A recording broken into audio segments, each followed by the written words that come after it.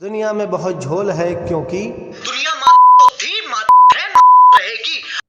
आइए बताते हैं ऐसा क्यों। नमस्कार दोस्तों, आज हम बात करेंगे भारत में बैन हुई 59 चाइनीज़ ऐप के बारे में। पर इससे पहले ये जानेंगे कि आखिर क्यों भारत सरकार को इन चाइनीज़ एप्लीकेशंस को बंद करना पड़ा। तो आइए थोड़ा पीछे चलते हैं। 20 जून को साई फार्मा के सीईओ कुमार रितेश ने CERT को सूचना दी कि भारत में चाइना की ओर से कई साइबर अटैक होने वाले हैं, जिसकी जानकारी डार्क वेब के एक ग्रुप स्टोन पांडा से भारत के विरुद्ध चल रही साइबर प्लानिंग का पता चला। स्टोन पांडा में 90% हैकर चाइना के ही हैं।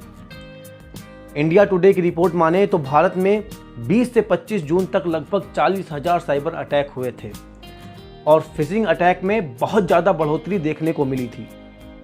फिशिंग अटैक यानी वो फ्रॉड जो SMS, ईमेल और फ़ोन कॉल द्वारा होते हैं।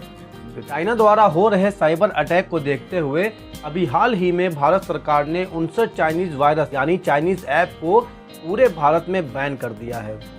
और IT मंत्रालय ने सोमवार को जारी एक आधिकारिक बयान में कहा कि ये ऐप उपयोगकर्ताओं के डाटा को चुराकर उन्हें भारत के बाहर स्थित सर्वर को गलत तरीके से भेजते हैं।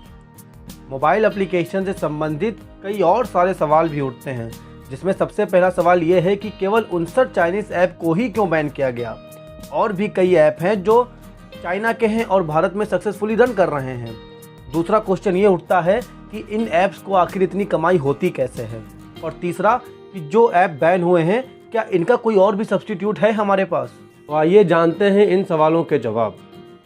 इसमें सबसे पहले कि केवल 59 ऐप को ही क्यों बैन किया गया। तो इन एप्लीकेशंस के द्वारा मोबाइल डिवाइस में कई रिस्की परमिशन मांगी जाती थी, जिन्हें अलाउ करते ही आपके अलावा कोई और भी आपके पर्सनल डाटा को यूज कर सकता है। जैसे कि अगर आप UC ब्राउजर की बात करें तो UC ब्राउजर में कोई भी मूवी या वीडियो डाउनलोड देखते समय कई सारी परमिशन और ईमेल लॉगिन करने के लिए कहता है, और हम उस समय इतना एक्साइटमेंट में रहते हैं कि उसके द्वारा मांगी गई किसी भी परमिशन को तुरंत अलाउ भी कर देते हैं। समझ रहे हो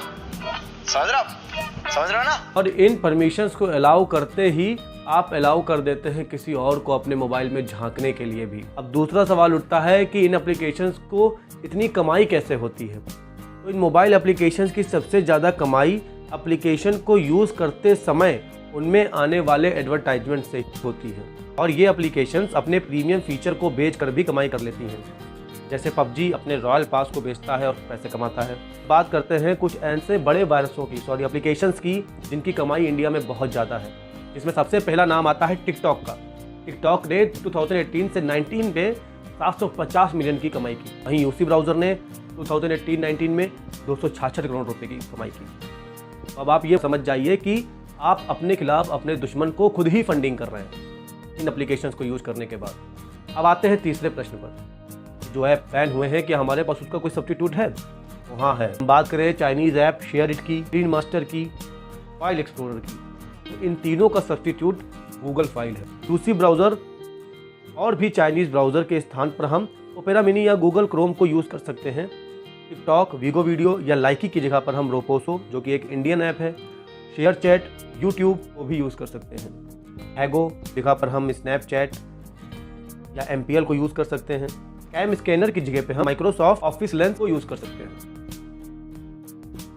भारत सरकार ने इन चाइनीज़ एप्लीकेशंस को बायकॉट नहीं किया है। भारत सरकार ने अपने लोगों की प्राइवेसी को सुरक्षित करने के लिए ही इन्हें बैन किया है। बाकी इन्हें बायकॉट करने का फर्ज हमारा और आपका है। तो आइए मिलकर बायकॉट करते हैं चाइनीज़ प्रोडक्ट, चाइनीज़ एप्लीकेशंस का, जहाँ तक भी आप कर सकते हैं। अगर आपको हमारी वीडियो पसंद आई हो तो इसे लाइक करें, शेयर करें, सब्सक्राइब करें और बेल आइकन दबाना ना भूलें। Thank you.